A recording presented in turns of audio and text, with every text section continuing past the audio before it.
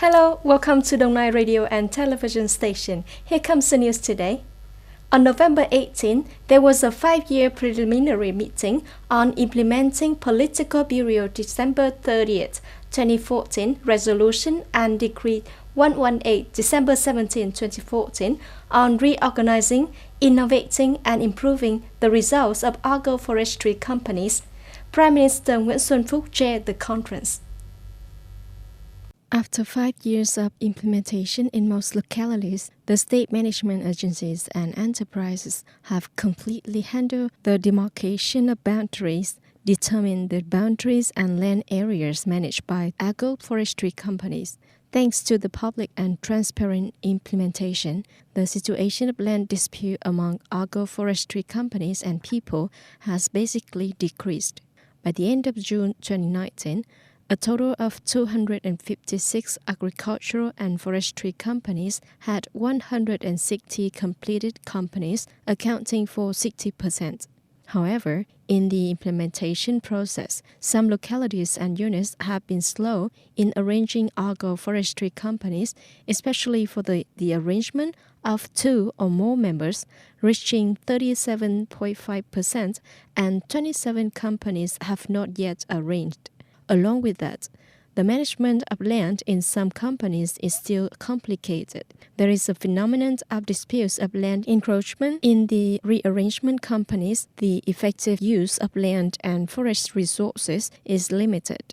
In the coming time, the Steering Committee for Enterprise Renewal and Development aims to complete the renovation and development arrangement to improve the operation efficiency of localities and corporations under Resolution 30 in 2020. By 2030, the goal of 1,000 products will reach the national brand. This is a specific goal mentioned in the seminar on national branding in the news phase taking place in Ho Chi Minh City.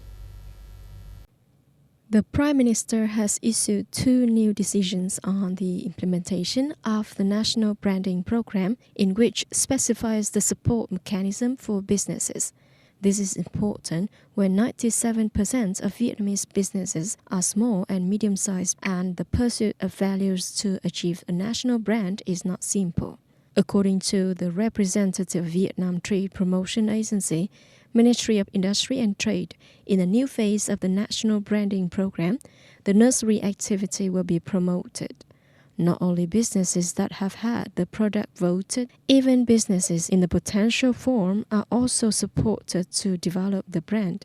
It is expected that by the end of November in Hanoi, the Department of Trade Promotion will also sign an agreement with Brand Finance to implement activities to support Vietnamese enterprises. Not only at each business brand, but brand names such as food, textile, furniture, will also be built in the new phase.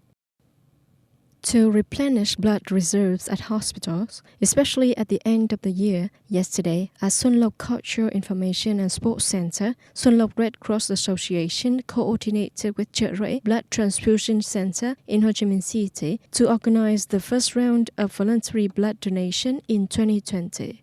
This time, there are over 200 cadres, civil servants, volunteers from communes and towns in the district registered to participate in blood donation. Through screening, the Blood Transfusion Center of Chợ Rẫy Hospital received 155 blood units. In 2019, Xuân Lộc District received more than 2,300 blood units, reaching the rate of over 100% of the assigned target.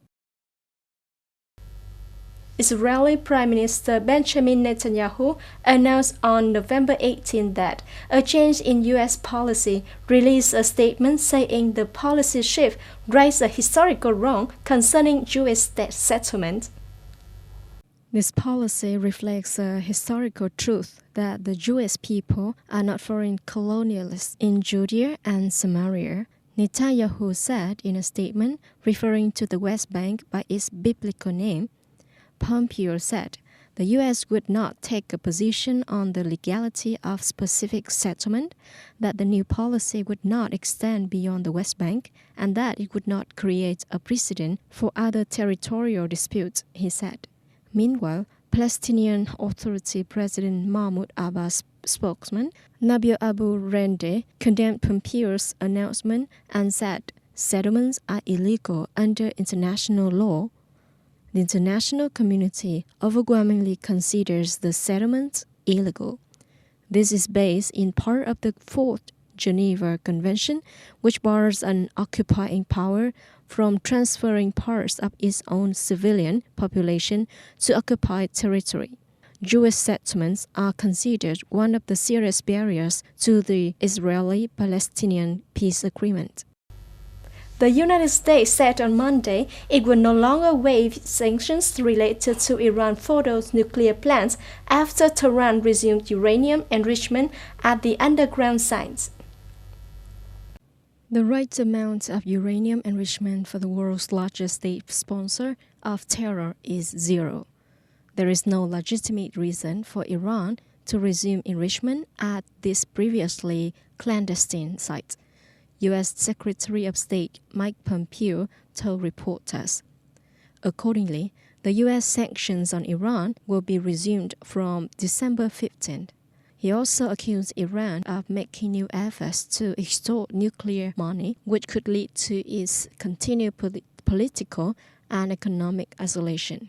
On the same day, the International Atomic Energy Agency said in a statement that Iran's stock of heavy water for reactors has surpassed the limits set under its agreements with world powers, and that its stock of heavy water reserves were 131 tons above the 130-ton limit. That's all for the news today. Thank you for joining us and goodbye.